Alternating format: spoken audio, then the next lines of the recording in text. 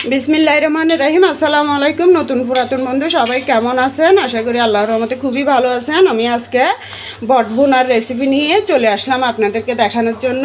এই যে দেখুন, এখানে এই চামচে আমি 1.5 চামচ পেঁয়াজ বাটা দেব, আর এখানে 1 চামচ উঁচু করে রসুন বাটা আর আদা বাটা সেম একই 1 চামচ উঁচু এগুলো দিয়ে দেব। এখানে হাঁড়ির মধ্যে আমি সয়াবিন তেল দিয়ে দিচ্ছি। তেলটা কমই দিলাম কারণ বটের মধ্যে প্রচুর চর্বি আছে। তো বন্ধুরা, আমি কিন্তু আমার চ্যানেলে বটের রেসিপি দিছি, যে ওইটা কিন্তু অন্যভাবে রান্না করছি, এখন করতেছি আরেক রকমভাবে। তো আপনারা স্কিপ করে যাবেন না, কষ্ট করে হলে আমার পুরো রেসিপিটা দেখুন আমি কিভাবে কি দিয়ে রান্না করি, নাইলে কিন্তু বুঝবেন না। এক এক সময় এক একভাবে রান্না করি। তো এখন আমি আদা রসুন পেঁয়াজ ভালো করে ভেজে নেওয়ার পরে, মানে কাঁচা গন্ধটা যাওয়ার পরে হলুদের গুঁড়ি মরিচের গুঁড়ি এগুলো দিয়ে দেবো। এই চামচে 1 চামচ হলুদের গুঁড়ি দিলাম, যে 1 চামচ উঁচু করে গুঁড়ি মরিচ দিলাম, গুঁড়ি মরিচ আরও আধা চামচ দেবো। হলুদ দিছি 1 চামচ, কারণ এখানে বট হচ্ছে 2 কেজি। যে 1.5 চামচ দিলাম।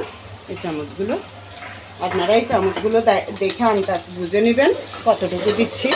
যদি আমার এই রান্নাটা আপনাদের করার ইচ্ছা থাকে তাহলে। তো এখন হলুদের গুঁড়ি মরিচের গুঁড়ি পুড়ে না দেওয়ার জন্য তাড়াতাড়ি একটু পানি দিয়ে দিই। এটা মশলা বাড়ছি যে ওই পানিটা। তো এখন বড়ের স্বাদ অনুযায়ী লবণ দিয়ে দেব। লবণ লাগলে আবার পরে দেবো, এখন অল্প করে দিছি, আন্দাজ অনুযায়ী দিছি, যদি লাগে আবার দেবো আর কি।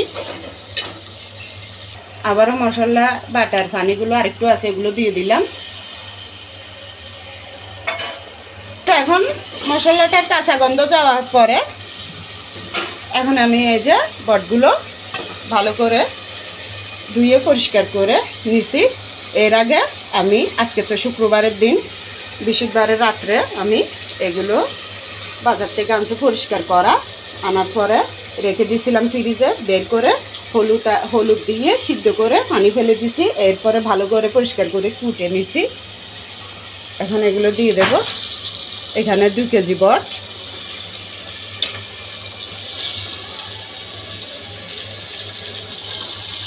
কত চর্বি দেখুন, অনেক চর্বি। এই যে চর্বি ভর্তি, জন্য তেলটা একটু কম দিলাম। তো বন্ধুরা, আমি কিন্তু এখানে লবণটা কম দিছি, যে ভালোই করছি। আমি পেঁয়াজটা বাটার সময় কি করছি, একটু লবণ দিয়ে বাটছি, ওটা কিন্তু খেয়াল ছিল না। এই জন্য আমি সবসময় তরকারির মধ্যে আগে লবণ কম দিই, লাগলে পরে আবার দিতে পারি ওই অনুযায়ী। এখন দেখুন আমার হঠাৎ মনে পড়ছে যে আমি পেঁয়াজ বাটছি, যে একটু বাটার সুবিধার জন্য। পেঁয়াজটা তো তেলে হয়ে যায় বাটার সময়, তো একটু লবণ দিয়ে বাটলে আপনার পেঁয়াজটা খুবই সহজভাবে বাটা হয়ে যায়।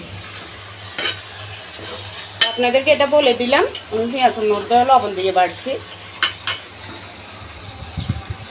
আপনারা চাইলে এইভাবে বেটে নিতে পারেন, কখনো পেঁয়াজ যদি বাটেন। আর যাদের তো ব্লেন্ডার থাকে তাদের জন্য অনেক সুবিধা, আমারও আছে। আমি অল্প যে পাটায় বেটে নিলাম। সবসময় আমি অল্প অল্প করে প্রত্যেক দিন পাটাই বাটি। বেশি হলে তাহলে আমি ব্লেন্ডার ইউজ করি, কারণ ব্লেন্ডারটা বড়, কম জিনিস করা যায় না সহজে। তো এটা আমি ভালোভাবে এবার কষিয়ে নিচ্ছি, প্রায় 5-10 মিনিট পর্যন্ত এভাবে নেড়ে নেড়ে কষিয়ে নেব। তারপর আমি এদিকে দেখুন আরেকটা মশলা তৈরি করতেছি। এই যে এখানে তাওয়া বসাই দিছি। এই যে দেখুন এখানে আমি আস্ত গরম মশলাগুলো একটু টেলে নেব। এটা হচ্ছে কালো এলাচ, তারপর এটা দারুচিনি, আর এখানে একটুখানি গোলমরিচ, আর তার মশলা আছে যে ওগুলো 2টা পাপড়ি নিলাম, 5টা এলাচ সাদা, আর রং নিলাম 6টা, জয়ত্রী নিলাম একটুখানি, জয়ফল নিলাম একটুখানি। এগুলো আমি সব তেলে নেব। আপনারা যদি আস্ত দেন তাহলে আর একটু বাড়িয়ে 2-3টা করে বাড়িয়ে দিতে পারবেন, কারণ এগুলো বাটার পর কিন্তু অনেক বরকত হয়, বেশি হয়ে যায়। এগুলো তার ফেলা যাবে না, আস্ত দিলে তো কয়টা বাড়াই দিলে ওইটা কিন্তু আবার উঠাইয়ে ফেলে দেওয়া যায়। তাই আমি কম 2 কেজি আন্দাজ অনুযায়ী কমাই দিলাম। তো এটা একটু তেলে নিই। এরপরে আমি এর সাথে এবারে আমি শাহি জিরাও দেবো না, কাবাব চিনিও দেবো না, এর সাথে আমি আরও 3টা জিনিস দেবো, আপনাদেরকে দেখাচ্ছি। এগুলো আমি একটু ভালো করে টেলে নিই। তারপর ওই যে সর্ষে পোস্ত এটাও টেলে নেব। এবার আমি সর্ষে পোস্ত তারপর একটু কিশমিশ এগুলো বেটে দেবো, আর পেঁয়াজটা বেরেস্তা করে বেটে দেবো। তাই আর শাহি জিরা কাবাব চিনি এবারে দিলাম না, গতবার করছি যে তখন কিন্তু শাহি জিরা কাবাব চিনি দিছি। এক একবার এক এক সময় রান্না করে আপনাদের সাথে শেয়ার করি, আমরাও ঘরে খেতে খুবই ভালো লাগে। তাই আপনাদের সাথে আমি এগুলো যখনই যেটা করি তখনই শেয়ার করি। এই তো দেখুন এখন গরম মশলাটা ভাজা হয়ে গেছে, আমি নামাই ফেলতেছি, চুলাটাও বন্ধ করে দিছি।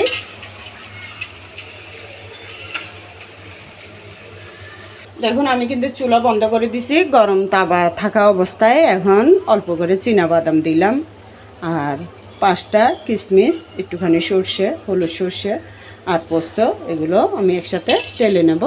বন্ধুরা আমি একটা কচু শাকের রেসিপি করছি, কালকে দিয়েছি, ওটার মধ্যে যা এইভাবে আমি সর্ষে পোস্ত এগুলো কাঁচামরিচ টেলে কচু শাকে দিছি। খুবই মজার হয়েছে। আপনাদের যদি ভালো লাগে ওটা একটু একবার হলে দেখে নিয়েন, ওইভাবে রান্না করে খেলে খুবই মজা লাগবে আপনাদের কাছে। তো এখন গরম থাকা অবস্থা আমি এগুলো টেলে নিচ্ছি। তো বন্ধুরা আমার এটা টালা হয়ে গেছে, এখন আমি গরম মশলার সাথে সবগুলো একসাথে দিয়ে একটু ধুয়ে ফেলবো। এভাবে একটু টেলে দিলে সর্ষে পোস্ত এগুলো টেলে দিলে লাস্ট পর্যায়ে দিয়ে দেখবেন খুবই অসম্ভব একটা গ্যারান, আর খেতে খুব মজা লাগে। তো এখন আমি একটু ধুয়ে ফেলি, ধুয়ে আমি বেটে আনি এগুলো। এখন এটা আমার ভালোভাবে কষানো হয়ে গেছে, এবার আমি গরম পানি দিয়ে দেব। গরম পানি দিয়ে এটা সিদ্ধ হতে থাক।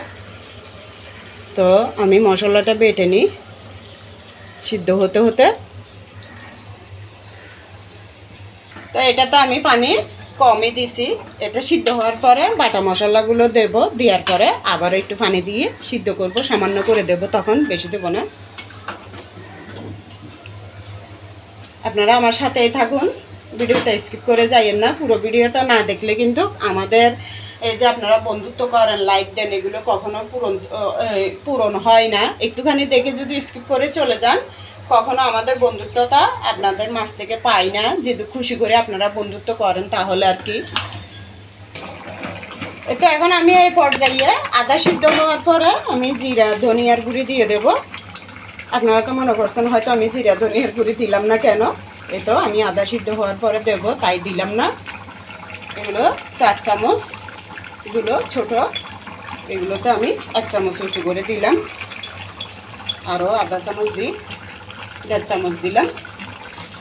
তো বন্ধুরা আমি যে আপনাদেরকে দেখাইছি গরম মশলা এগুলো বাটার পর কিশমিশ পোস্ত শস্য সবগুলো বাটার পরে এখন আমি আদা সিদ্ধর মধ্যে অর্ধেক দিয়ে দিলাম, আর অর্ধেক নামানোর আগে দেব।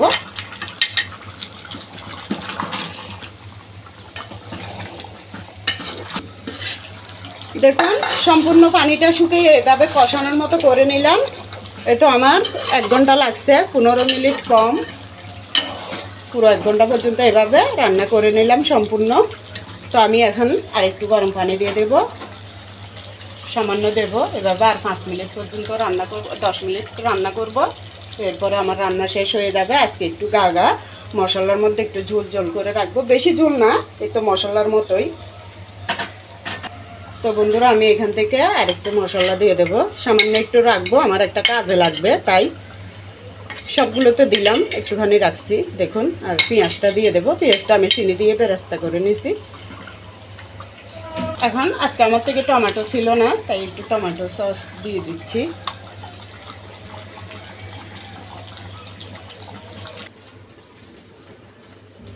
এই তো বন্ধুরা দেখুন বটবোনাটা হয়ে গেছে, মশলার উপরে কষা বোনা যেভাবে করে ওইভাবে করলাম, পাক্কা 1 ঘন্টা 10-15 মিনিট পর্যন্ত রান্না করলাম।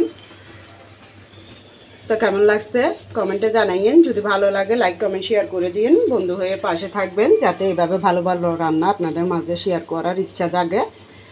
তো নতুন পুরাতন সবাইকে ভালোবাসা ও সালাম জানিয়ে আমার এখানেই আজকে রান্নারটা শেষ করলাম। সবাই ভালো থাকবেন, আল্লাহ হাফেজ, আসসালামু আলাইকুম। বন্ধুরা আমি আবার একটা কথা বলি নাই, এখানে 5-6টা কাঁচামরিচও দিয়ে দিছি, কেটে দিলাম না, আস্তে দিছি।